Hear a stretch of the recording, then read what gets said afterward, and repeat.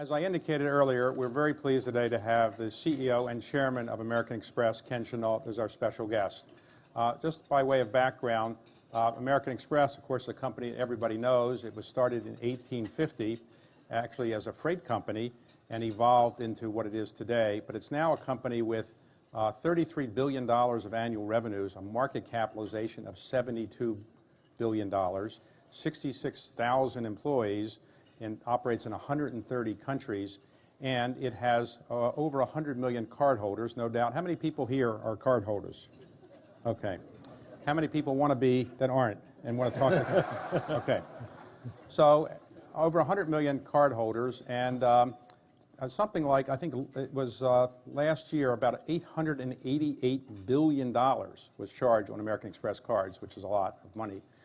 Ken himself came to the company from a legal and consulting background. Ken is a graduate of Bowdoin and Harvard Law School, and following Harvard Law School, practiced law in New York at Rogers & Wells, and then went back to Boston at Bain & Company, a consulting firm, and then joined American Express, working then for a person who is actually at my firm now, Lou Gerstner, and he worked his way up, and in 2001, he became the chairman and CEO, and has held that title now for about a dozen plus years, and is one of the most respected figures in the American business community. He's obviously involved in not only leading that company, but involved in a number of other companies on the board of IBM, but also very involved as the vice chairman of the Business Roundtable, vice chairman of the Business Council, and deeply involved in a lot of important philanthropic activities. So my first question to you is, you must see the numbers coming in from credit card sales all the time. Is the U.S. economy, based on what you see, in reasonably good shape? And how would you compare the U.S. economy based on what you see with Asia and Europe? I'm going to have to start off my answer with a caveat, because we're announcing earnings on Wednesday. So I'm going to have to be careful how I comment about the current performance, but I'll give you a little bit of color if you'll just imagine that we're still focused in the fourth quarter. So I'm not going to have any forward projections. But what I would say are a few key things. Number one, I think the consumer has really demonstrated incredible resilience in a very challenging economic environment. The question for all of us is, how long will that last? But the consumer has held up relatively well. I think you also see that in spending. You see that in the credit performance, which the write-off rates have substantially come down. And for the industry overall, they're at close to historical lows. We're performing 50% better than the major bank card issuers. So I think that that demonstrates some view that the consumer health is pretty decent. Consumer confidence has held up pretty well. But frankly, David, I've really been of the view, not surprisingly, that the economic recovery, as I look at it in the broad scale, is going to be relatively slow. And I don't have a great deal of confidence that there's going to be any turnaround in the near term. And I think what we've got to hope for is that it will stay stable. So that's my view. So you have, let's say, I think I said 104 million cardholders. Maybe that's somewhere close to being right. But of those 104, how many are outside the United States, would you say? We really have around 70% of our business is still in the U.S., 30% is international. So of the 30% overseas, do you see any trends in Europe or Asia that make you nervous or make you feel good about the economies there? So I think if we go around the world, let's start with Europe. What you certainly see is Northern Europe is doing substantially better than Southern Europe. And obviously Southern Europe is dealing with a lot of economic issues and debt issues, and that's been pretty consistent. Asia continues for us to perform pretty well. And China, despite the fact that their growth slowed down, as was announced this week, it's still 7.7% growth rate, which is pretty significant. So we frankly think China remains a strong opportunity. Mexico, Brazil have held up, and particularly Mexico has held up very well. And in my conversations with a number of CEOs at other companies, a number of them would point to that region as actually being a fairly attractive region, with Mexico leading the way. Now, when people use their credit cards, they're often, not in your case always, borrowing money. And some people say when consumers are borrowing too much money, that's not a good thing, too much debt. Do you agree with that? Or when people use credit cards, is that a good sign for the economy, or does it make you nervous if people are borrowing too much money? Well, I think it depends, again, how they're using them. I think what you've got to focus on is billings, meaning are they spending on the card? Spending is good. That demonstrates that we have a healthy economy. That is a good thing. Borrowing has to be done in a responsible way, and I think clearly as we go back to the financial crisis, there were a number of customers, both affluent customers and non-affluent customers, that really were living beyond their means. The reality is that the savings rate did need to increase. I think we're in a situation now, if you look at the credit card industry, where the deleveraging that is taking place is still going on. We, however, are in a fundamentally different place than our competitors. So if you look at a major bank card issuer, 70 to 85% of their revenues are driven from interest income spread. In our model, 12 to 15% of our revenues are driven by spread. So we actually like people to spend and pay us back. So often people will say to me, I pay you back every month. I'm really not one of your good customers. You're one of our best customers. One of our best customers. We love you. We want you to spend and pay us back in 30 days. That represents a terrific opportunity. So some people who may not be an American Express card holder, explain the business model. Let me see if I can set it up a bit. With a credit card company, a bank credit card company, you're borrowing money typically, and they want you to borrow money, and they have an interest rate that they're charging, and they make a money spread on that, so-called. In your case, you charge an upfront fee for your card, and you want people to pay all the time, on time. You don't really want to make so much money on the spread. Where do you make your money? Because if I buy something at a store tomorrow, you have to pay that merchant in 2 or 3 days. Where did you make your money on that business? You're not making any money for me on the interest, so how do you make your money? So there are two principal ways. One is what we call the discount rate that we charge merchants, which generally averages around 2.5% on the purchase. Now, what I would add is that our card members spend 3 to 4 times the level of the average Visa MasterCard member. So we make substantial revenues from the discount rate. Second significant area for us is fees to be a member and to have a card. And the reality is that that's a revenue stream that is very difficult for banks to replicate. Some now are trying with premium customers to go after customers who will pay a fee. And I think what's very important is during the financial crisis, as I looked at triggers, what would really concern me. What I looked at were customers trading down from higher priced, our products, to lower price or no fee products. And we saw no trade downs. So that was a really good sign that despite the craziness that was happening in the marketplace. So I think what's important about our model is that it's a fully integrated model. And David, one point that I would make is that we are the most diversified payments company in the world. And let me just tell you what that means. Visa and MasterCard don't acquire customers. They don't have any customers. They operate a network. And what happens is they process transactions. They don't acquire the merchants. That's very important in that we are a one-stop shop. But what's also critical in the way the world is going is we have the data and information on both sides of the street. And the ability, in fact, to use that data, I think is going to position us very well for the digital transformation that's taking place. Let me see if I understand. Why would somebody want to pay an upfront fee? And I have done it. So why am I paying an upfront fee for a card? You must have done something to make your brand so valuable that people say, I'm going to pay an upfront fee when I can get a bank credit card for nothing. Why do they do that? I think there are two simple reasons.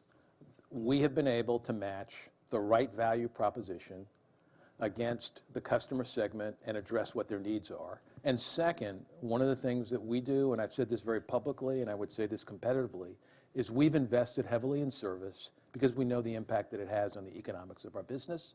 We know the impact it has on customer satisfaction.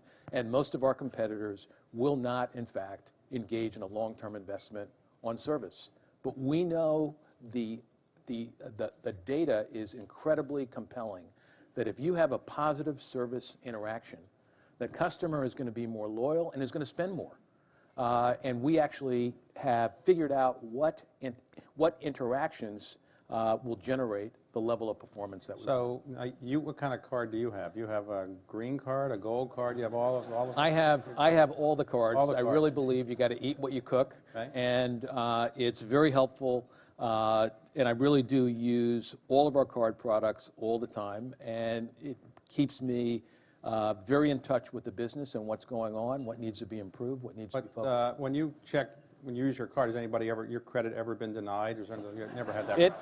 It has not been, but let me tell you, which I changed when I started running the card business. It used to be that we had a override for some of our top management people, and I stopped that. I was the most unpopular person, but it was, to me, absurd that you would be treated differently from the customer, and I wanted to know what was going on. But fortunately, I haven't been stopped. And to keep familiar with the competition, do you have a bank credit card to see how they're doing, or you don't use those? I try not to. I really don't.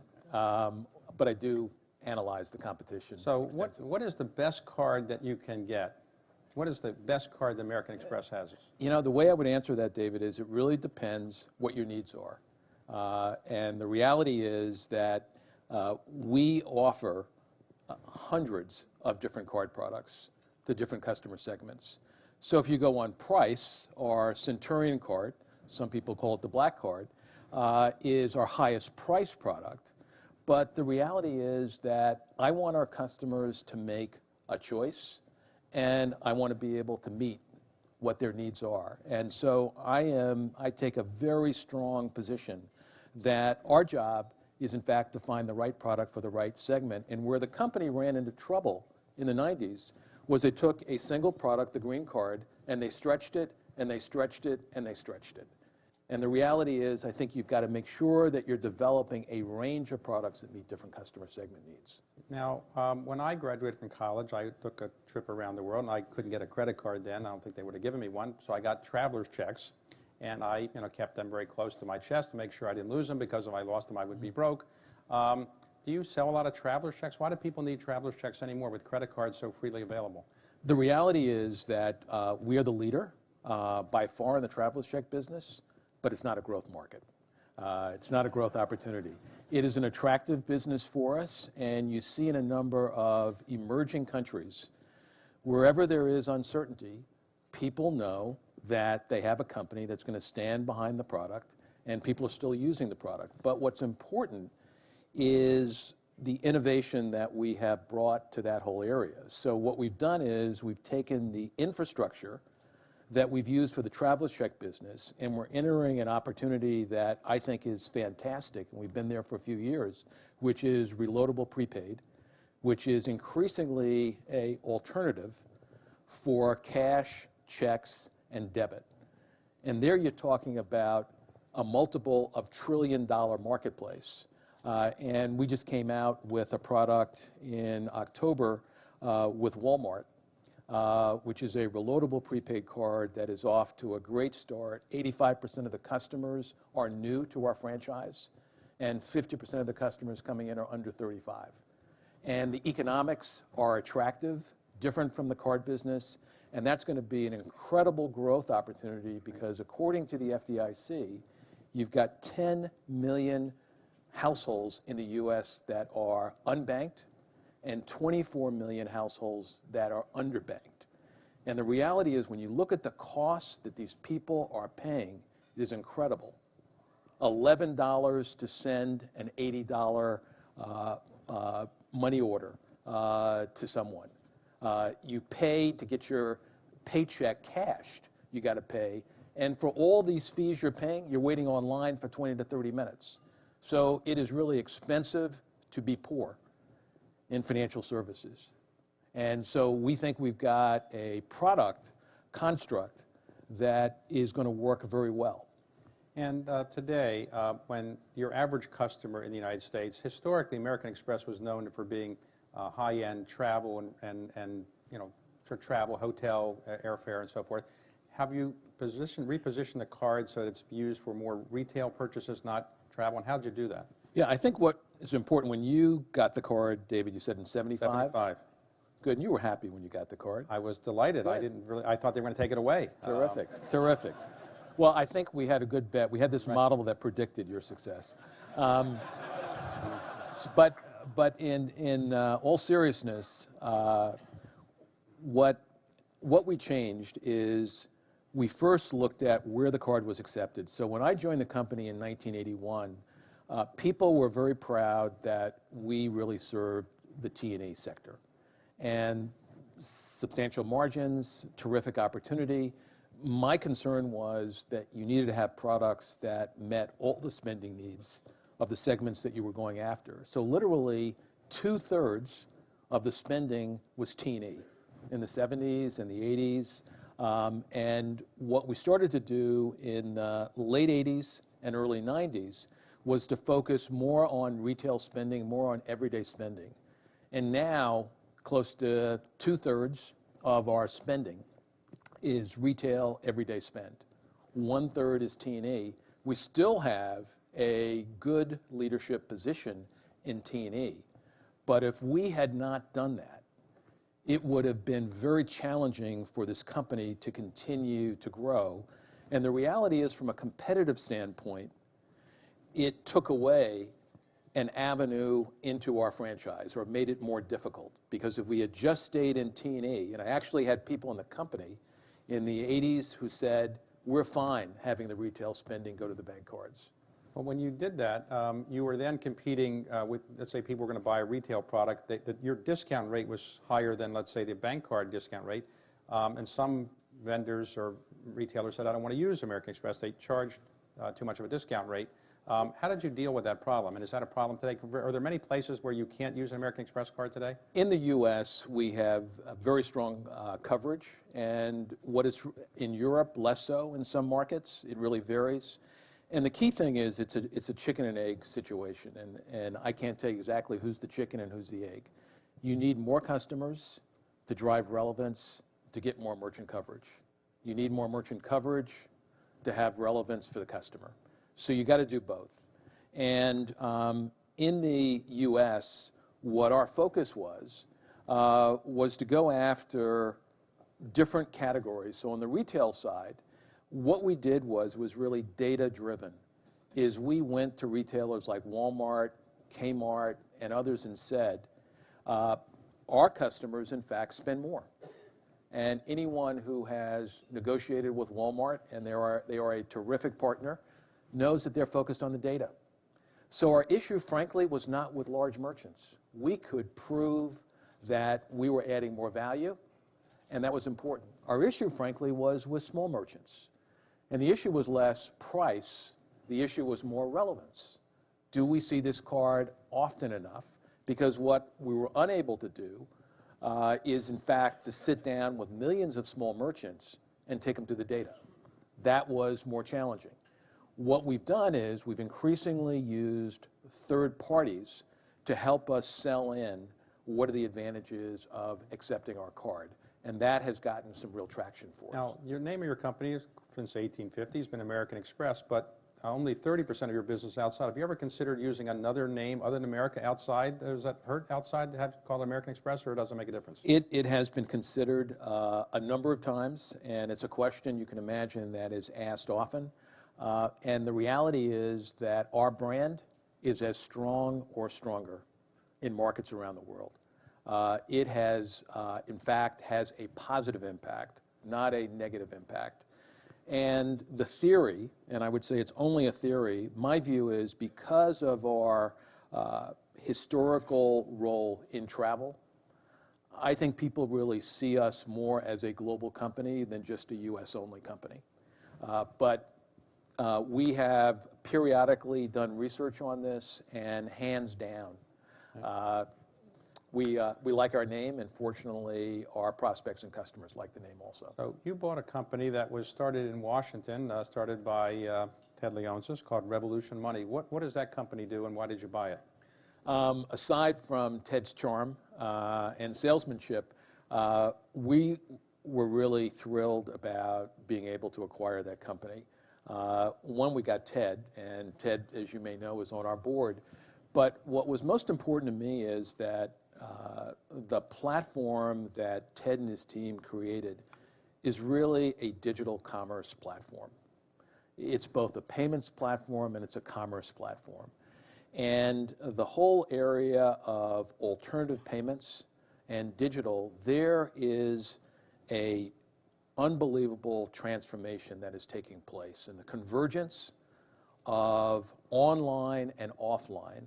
So the digital world and the physical world are in fact coming together. 10 years ago, people used to talk about the internet over here and offline over here, and you even had digital companies saying, I don't really want to deal with the offline world. Everybody has to deal with the offline world. But the way you operate in the offline world, the way commerce will evolve, is changing dramatically. And we wanted to be at the forefront. And the platform that Ted and his team created gives us the opportunity to do that. And we, in fact, not only have our own digital wallet product, Serve, but we also use this platform to launch Bluebird.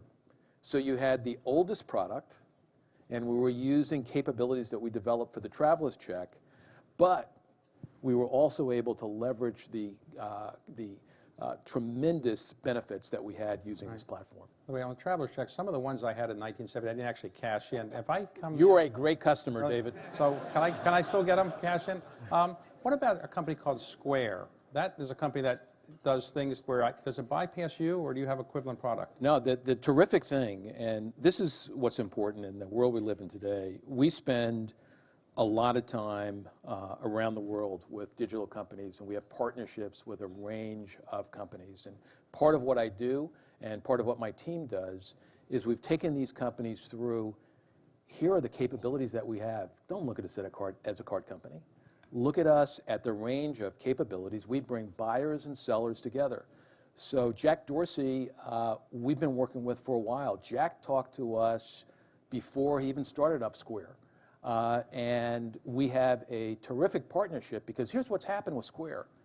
It's empowering a segment of people, allowing them to go into business.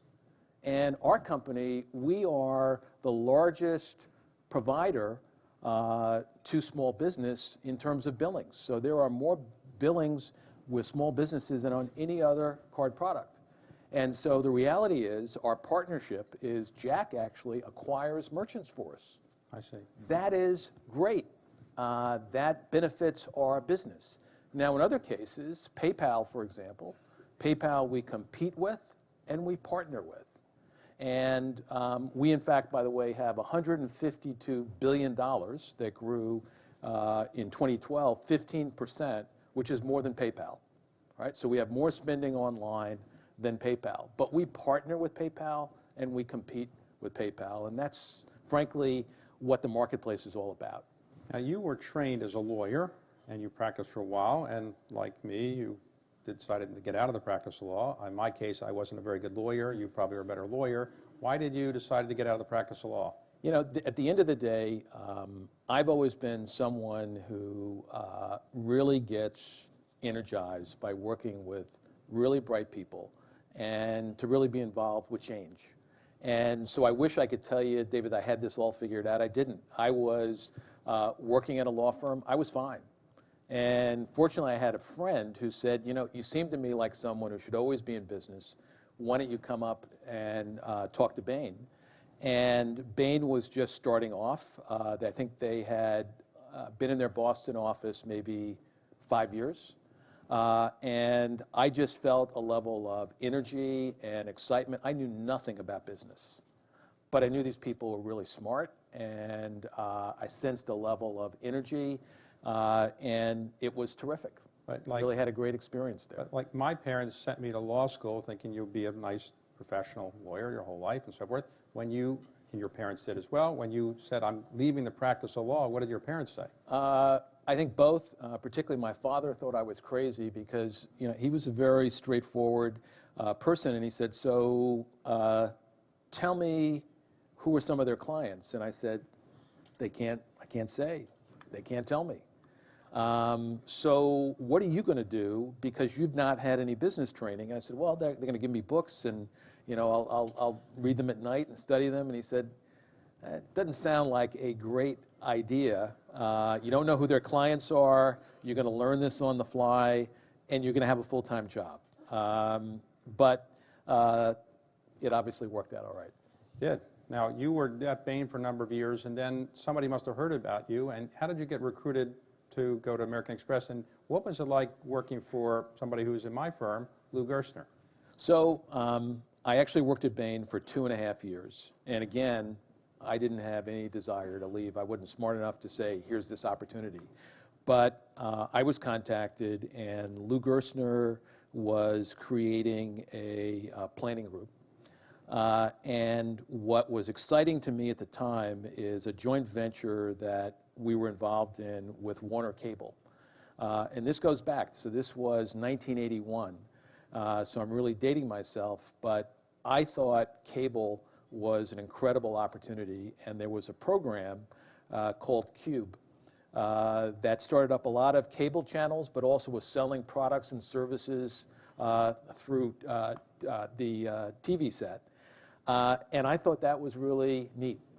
So when Lou asked me to come down, and this was not for a senior job, so this was a relatively junior job, but it was a group that was going to be 5 or 6 people. And I remember to this day Lou's words is he said, I want a few catalytic agents of change. And that to me was really compelling.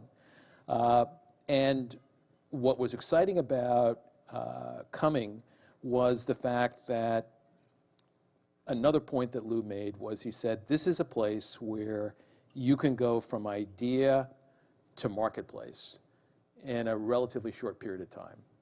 And for my temperament, I found that really exciting. Now, Lou, as you know, David, is a tough guy, demanding, incredibly strategic, but certainly at that point, and I would say for life in general, I really enjoyed working for him because you knew it was all about performance. There was nothing else that mattered. And that to me was terrific. So when did you realize you actually were pretty good at business and you had the potential to rise up? And did you ever think early on that you could be the CEO of that company? I frankly didn't have any interest when I first came to the company. And in fact, in the process, what I'd said to Lou, and sort of the deal is I thought I wanted to start up my own business. That's really what turned me on. And Lou said, why don't you come? And if you're any good and you still want to do that, I will help you. And so I worked in planning for 2.5 years. And then we had this merchandise business that sold merchandise through the mail. And we sold jewelry, fur coats, stereos, all these products, and it had around $100 million in sales. And Lou was going to close it. And I said, you know, I'd really like to have a chance at being in that business. So I first ran marketing, and then 6 or 8 months later, they put me as head of the business. And it was a tremendous opportunity. In 3 years, we went from $100 million to $700 million in sales. And for a young kid to be able to build a team with buyers, working on systems, traveling around the world, buying products, was a fantastic experience. And then, in fact, I tried to buy the business from the company. And I remember to this day, Lou having me come up to the dining room, and I knew I was in for some trouble when he sat at one end of the table, and my place was all the way at the other end. And it was a long table. And he said, you're going into the card business. And I said, Lou, I love this business, what I'm doing. I have this vision. I'm going to create this direct marketing business. We're going to get involved in all these things. He said, I really think you should go into the card business. I was furious. I was absolutely furious. And almost, I did think about leaving the company. That lasted around 48 hours because Lou called me the next day and said, I didn't really like your reaction. You didn't seem like you were very excited. And I said, yeah, I said I didn't want the job. But it was obviously the best move, and it was terrific that he did that. So now you've been the CEO for a dozen years, and you took over in 2001, and that was 9/11 occurred before or after? Right around? It really happened towards the end of my first year. So your offices, your headquarters are near there. So what happened to your headquarters offices, and were you affected by 9/11 directly? We were definitely affected. We lost 11 employees who perished. We had to shut down our headquarters building for over 9 months. We were spread out in 7 or 8 different places in the tri-state area. The impact on the travel business and on the card business was severe. So we saw a drop in spending. It was a very challenging time. And what I also recognized was that the travel business was going to change forever. And we had to make some changes in our cost structure and to decide, in fact, to lay off a substantial number of people was obviously difficult. And I felt we had to act quickly, but to do it in a compassionate way. But I always say, don't get compassion confused with action. You can be compassionate, and you can take action right away. And now that you've been doing it for a dozen years, you and I are both older than Lou Gerstner was when he retired from IBM. So have you ever thought about retiring, or you're happy to keep doing it for a period of time, or what are your plans? I'm happy to keep doing this for a period of time. My view of life and jobs is you shouldn't do a job that you can't be passionate about. And I'm really excited about the opportunities that we have as a company, what our future is, and I'm in good health. So when you do retire at some point, maybe 10 years from now, 15 years, who knows, what would you like to see as your legacy? What would you like people to say, this is what he did for American Express or American business? Yeah, I think what's important as you think about legacies is a lot of times people focus on what happens after 2 or 3 years. I think your legacy really is what happens after decades, after you've left. And so what I certainly would like people to think is that I was really focused on transforming the company. I was focused on growth, that I had a real commitment to developing a culture that would sustain itself for a long period of time. And part of that culture is from an integrity standpoint. That's something that is core to our company and that I believe in strongly. And I think I'm going to be judged by the leadership that I've put in place. But I also believe that there are strategies that we are putting in place in the company that will make a difference, I hope, for several decades. Now, on the outside, you were involved in a lot of philanthropic activities. Let me just mention one. You are on the advisory board of the African American History and Culture Museum, and you're leading their capital campaign. How is that going? I think the campaign is going well. What I would tell you is I think this museum is very important for this country.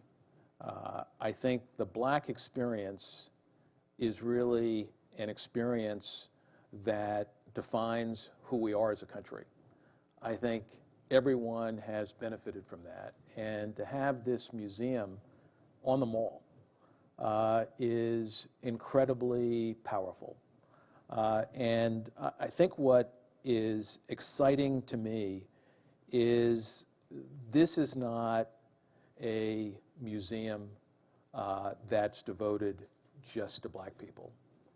This is a museum that's devoted to this country and what has made this country great.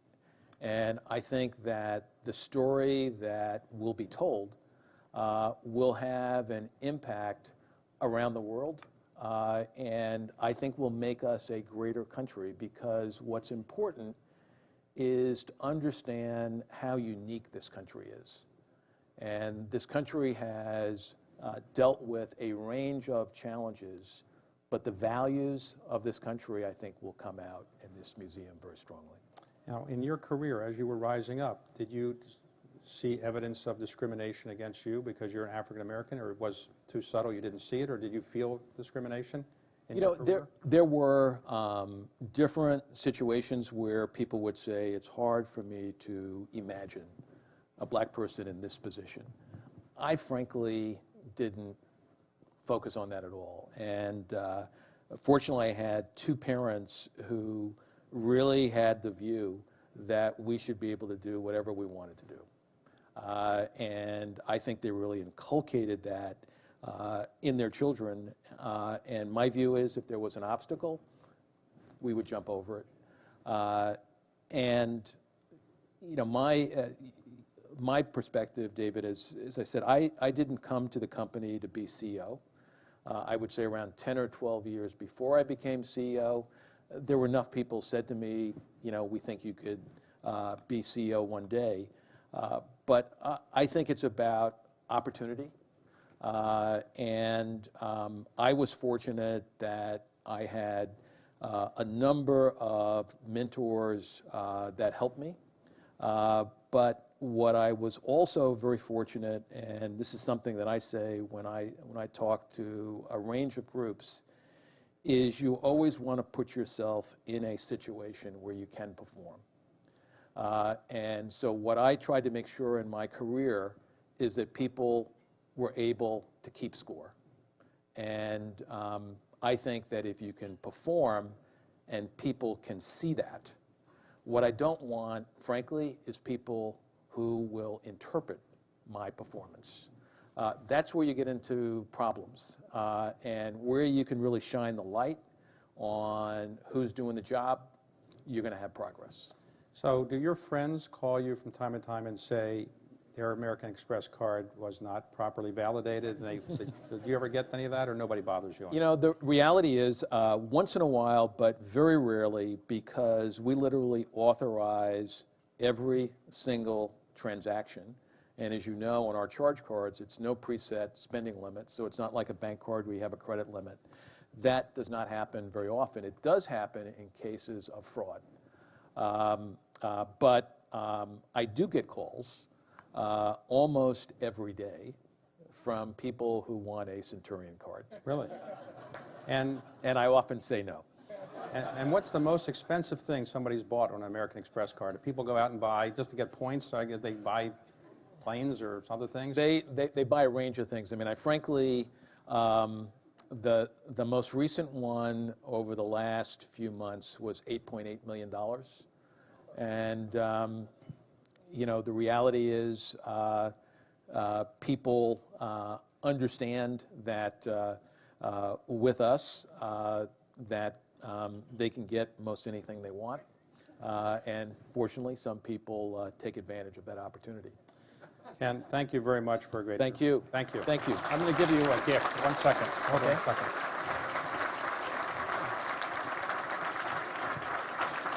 Oops. It's a map of the first map of the District of Columbia. Oh, thank you.